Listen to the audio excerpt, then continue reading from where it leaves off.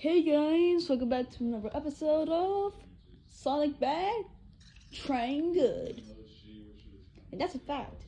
So, today I want to talk about this video, titled Debunking the Worst Sonic Movie Review. And as you can see, this video is also talking about a video that has a thumbnail that says, Kids Deserve Good Movies. So we're gonna watch this video and let's just see what we can do about it.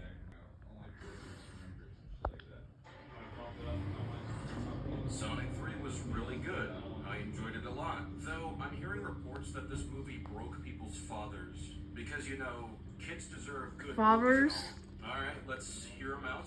When a man becomes a father, he's called upon to make sacrifices for his family. And often these will be small sacrifices. Sometimes they'll be larger, though, more significant. Where? Is he a father? Is Matt a father? Leading to. And on even rarer occasion, the duties of fatherhood require him to make the kind of sacrifice that up to that moment he would have thought himself incapable of making. These are the moments when a man must become a hero, when he must lay his very life on the line. And this may take many forms. Perhaps he's rushing into a burning building to rescue his child from the fire. Perhaps he has to pull his loved one away from the path of a speeding train because they've been tied to the tracks by bandits or whatever. He's talking about trains. What does this have to do with Sonic? Oh yes, Sonic Bad, Train Good. And that's a fact. Like, why is he talking about trains for some reason? I don't know why he's talking about trains. Maybe he's giving an example, but I'm not sure about that one. Most harrowing of all, he may be compelled by his paternal obligations to go to a movie theater and watch Sonic the Hedgehog 3. Clever. So clever. Would of course much prefer to be engulfed in flames or hit by a speeding train, but that would be the coward's way out. Then maybe let's start talking. He's talking about oh my god. He's still talking about trains. He's still talking about trains. Come on. Show a little follow through, Matt. For the record, I'll say I greatly enjoyed most of the time that I spent with my wife and kids these past 2 weeks. We don't care, Matt. We don't care, Matt. All right. Are you even a father? Are you pretending to be a father, or do we need to? I think we need a theory that Matt is not a father and he's pretending to be one. BB guns, we played card games, board games. I completely wrecked my whole family in Monopoly 2 nights in a row. Wasn't even close. I'm so happy to hear about that. Awesome. Great for you. Now let's talk about Sonic 3. I mean, this is the kind of movie where Jim Carrey plays 2 characters. One is the evil villain, and the other is the evil villain's evil grandfather in old age makeup. And the two break into an impromptu dance routine that makes no narrative sense but lasts approximately 87 minutes. It makes no. You see, that dance is what you see that? You see that? No. You see how that dance made the movie good? Or do you just like sleep through the movie, or just didn't pay attention? You just didn't pay attention. Sense that maniacal supervillains dance around when they think they've won. Alright, buddy, we're off to a great start. It's the kind of movie where those same characters before the dance routine actually look directly into the camera and explain that they're being played by the same actor. It's not an exploit. It's not an Yeah, you see, it is a fourth wall break. That's what it's called. It's called a fourth wall break. Matt, I think you need to go back to school and just, I think Matt, the dad, needs to go back to school. That works in universe and on a meta level way too well. What kind of criticism is that? This is what broke you as a father? Well, here's my honest reaction. I'm not your father. Give a fuck about you. I must assume, and I think assume safely, that there's nothing in the other 2 films that would make this one any less obnoxious or horrifically stupid. I'm not going to bother explaining the plot of this film in any detail. I wasn't tracking it that closely, to be honest. You weren't paying attention, and you've just admitted this early on in your review, where you're trying to tell us how bad this movie is and that kids deserve good movies. Oh my god. You see, okay. So maybe he wasn't paying attention to the movie. Instead, he just slept in one of the movie theater seats and just. You wanna know what's a scam? Your fucking education, nigga. That's what the scam is. Mostly. Yes, that's what the scam is. That's what the scam is. It's the dad. The dad is the scam. Stay awake. This is the kind of movie that bores you to the point of putting you to sleep, but also annoys you at the same time. It's kind of an odd combination to be both. What are you talking about? Sonic 3 does not make me sleep or annoyed. It just makes me, interested into the movie. It makes me like the movie. What is he talking about? And deeply irritated simultaneously. We need a real argument, Matt. Make a real argument. As for the plot, I can only tell you that Sonic is the good hedgehog, which you may know. There's also an evil hedgehog voiced by Keanu Reeves, who, and I like Keanu Reeves, by the way, but like every other voice actor in this film and most voice actors in most children's films that have been made for the past 20 years, he has no talent as a voice actor and doesn't understand how to act with gesture voice. What? What is he talking about? Whoa, what is he yapping about? He has no talent as a voice actor?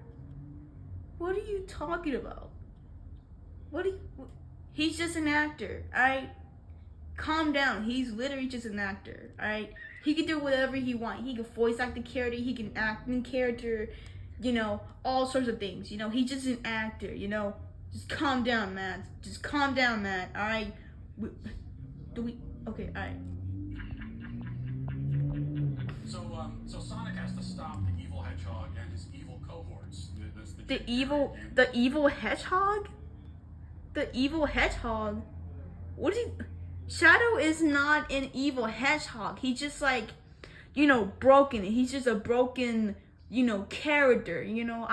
I have seen one of these evil versus broken characters, Sonic Edition. I think it was on TikTok or something. I don't know. I think it was YouTube shorts or something. But you know what I'm talking about. These videos.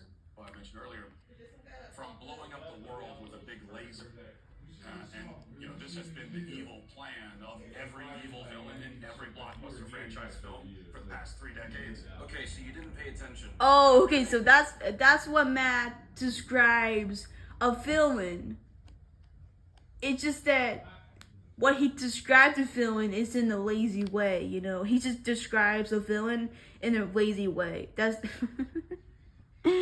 Wasn't planning to destroy the world.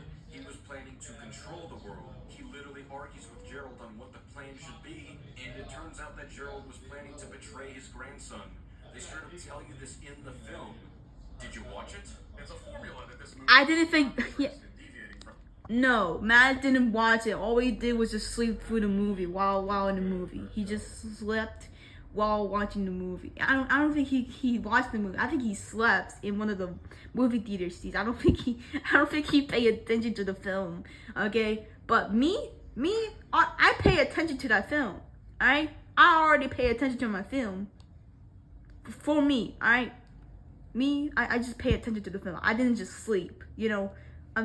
For Matt, I don't know what his problem is. Alright, I don't know what his problem is. What did that movie do to you? This movie broke him as a father? What is going on? This is not the sort of movie that deviates from formulas. What's the formula? All you mentioned was that one of the villains had a plan to blow up the world, yet instead of standing by that plan, our main villain decides to help the heroes in the end. And if he can't take over the world, he might as well save it. And Shadow doesn't follow up with the plan to destroy the world in the end. It's not just a formulaic destroy the world plot. Shadow has internal conflict because of the grief of losing Maria and his desire for revenge. They spell this out to you, and you didn't pay attention. If you're wondering why the evil hedgehog and the 2 Jim Carreys want to explode the world and... Okay, I'm sorry. Evil hedgehog and 2 Jim Carreys? Can you just use their real names like Shadow, Dr. Robotnik, and also another Robotnik? For $8 billion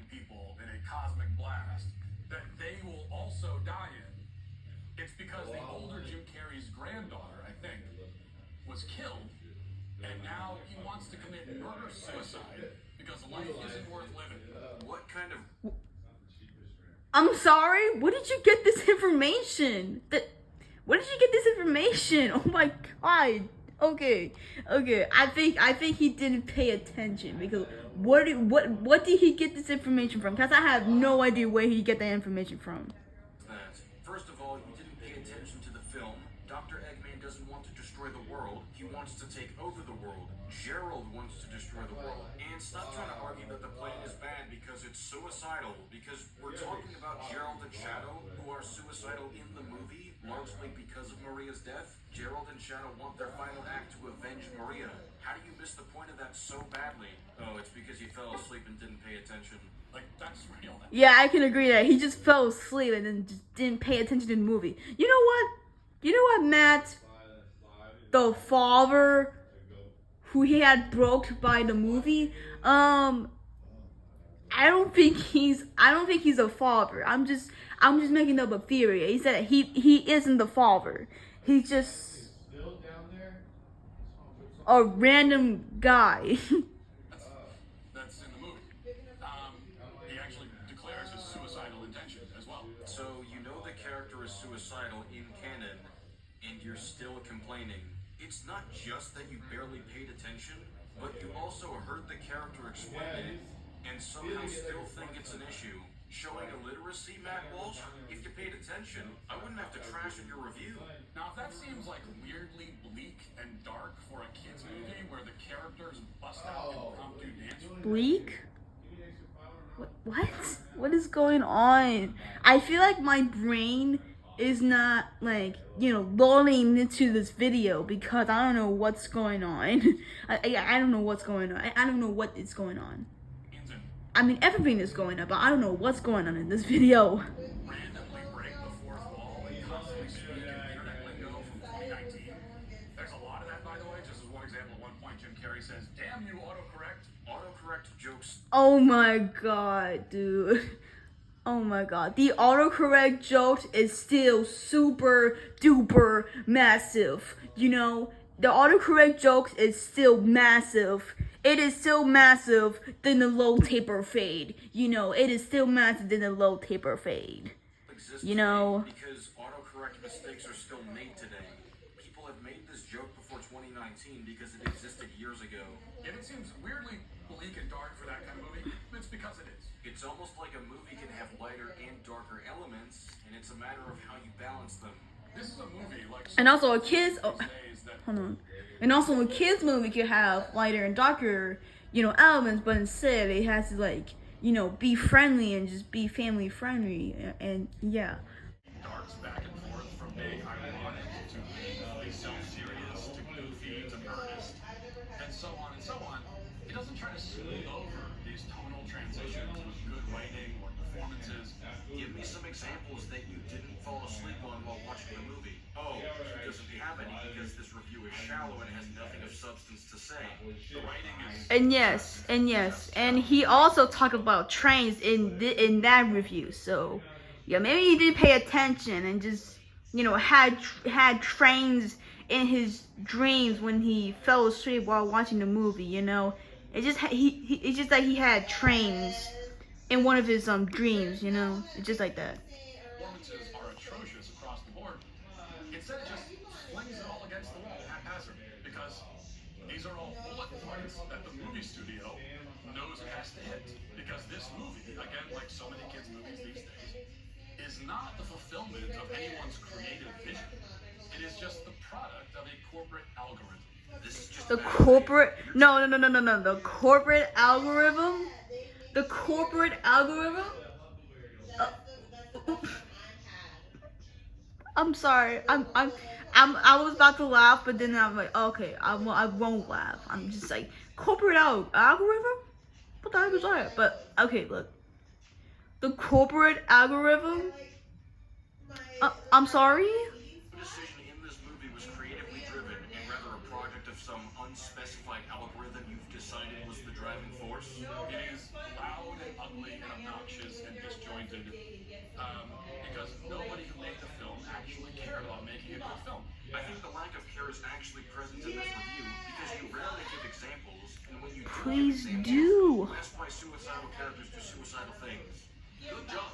And they have absolutely no respect for their audience. You don't have respect for your audience because you can't.